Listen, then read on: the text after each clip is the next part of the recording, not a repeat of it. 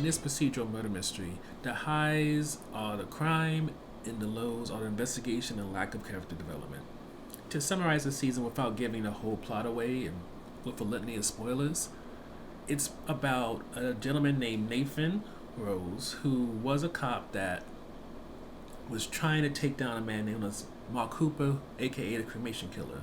He was one of the head detectives on that case, and because of all the trauma he's experienced and just wanted to get the case done, he started to cut corners, and because of that, Mark Cooper experienced a mistrial, and Nathan lost his mind. Because of that, Mark got released, killed more people, and Nathan, during that time, was put in a psychiatric hospital. But eventually, in time, Mark was taken down, killed even, and upon Nathan's release, he's allowed to become a cop again, and almost as soon as he becomes a cop, a new situation happens with a serial killer.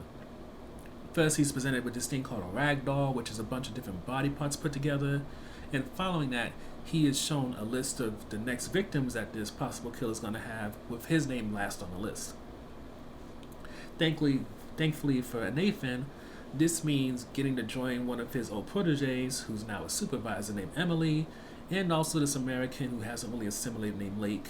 And together they try to take down this man who created this ragdoll figure and is also trying to kill a list of victims, which include Nathan, the mayor of London, the person who pulled Nathan off of Mark Cooper, a judge who called the mistrial, and a lot of other people who have some type of relation to Mark. When it comes to the show, the sole highlight is pretty much DeFoss's murders. DeFoss, the serial killer, he has the most inventive ways of taking down the people on the list, and just the precedent with the Ragdoll tells you that this is going to be a lot.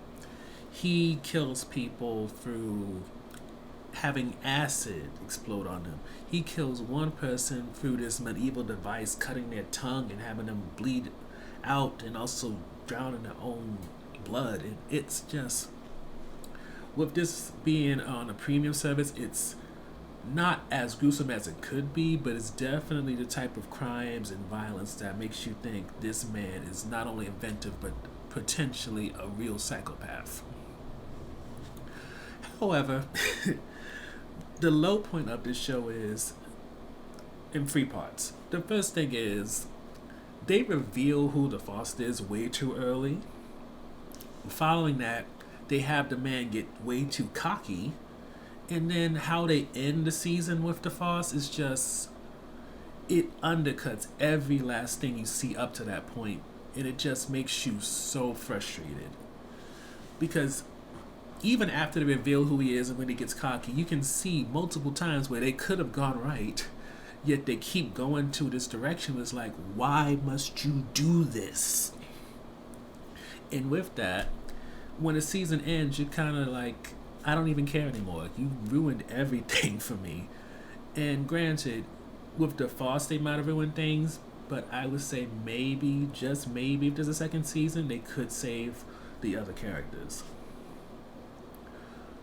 Which leads to the on-defense topics. When it comes to our leads, there's various storylines presented that had potential and could have been picked up or done better, but unfortunately, they went to the wayside. Probably one of the first ones is when it comes to Lake, because she's rather new and this is her first major homicide case. You can see that we could have gotten a taste of what Emily went through when she was under Nathan's umbrella with the cremation killer, and between PTSD, adding in that she doesn't have any friends or family when it comes to the greater London area where she works, what it means to be a cop without a support system. And on top of that, Lake has a slew of secrets regarding her ex back in America, one that she has over in London, and they could explore who she was outside of work. But one of the things this show really doesn't do all that much is explore who these people are when they're not on the job, which this show is only 6 episodes, so it's not like they really had the time to really go into these characters. But because you don't really connect with them in a way that you probably should have. Another good example is Emily. Emily, from what we know, she had this weird relationship with Nathan when he was her superior, And when we come to that time jump of a year later, they still have this weird chemistry, which it's hard to say whether or not there's something romantic might have happened in the past or not, or maybe she had a crush, he didn't, or there's just kind of a trauma bond there. But either way, when it comes to her and Nathan, it's something that goes unexplored, and it makes you kind of frustrated because they keep hinting at it, but they don't deliver on like a definitive answer. And then there's also the fact that Emily's father Emily's father died in a tragic way, and you can see with her family having to sue the government, then her becoming a police officer, and then before the season began, she lost a child, and now when it comes to the foster and all this killing, she's really looking like a failure. Not getting to see her be with her family, not showing her having any friends but Nathan, and on top of that, how the show wants to tap into her being a woman of color. Yet, rather than kind of give it any type of complexity, they really just lean a bit too much into it and barely go beyond the surface. Again, it's a lot of things where it's like, I see where you were trying to go with this, but the execution was terrible. In hell, even when it comes to just Nathan, him being somebody who snapped, got put into a psychiatric hospital, and a year later is back on the force, they talk about his privilege as a white man a lot, and even how, with Emily, she doesn't have the same opportunities to fail, but they don't really show the difference.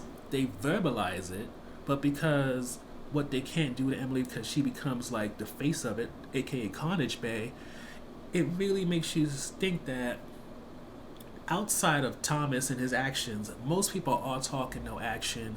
And it's just a lot of smoke and mirrors with an occasional pop here and there when it comes to Thomas. The Foss doing something which is graphic, sensational, and draws your attention. Overall, our opinion of Ragdoll is mixed. We think you should stick around, especially if they have a season 2, because as much as they pretty much ruin things with the Foss, there still is potential for them to touch on all these storylines that haven't gone fully explored when it comes to Lake, Emily, and even Nathan in a way. And maybe in the second season, as more murders happen and more of the crime drama element, they could make a rebound. I'm not saying it's guaranteed that there's going to be a rebound, but I want to be optimistic because I feel like I really did fall for this show when it came out originally. It's just, like I saw the potential and I just felt like they kept wasting it. And every now and then they kind of reminded me why I fell in love with the show originally, but then only disappointed me over and over again.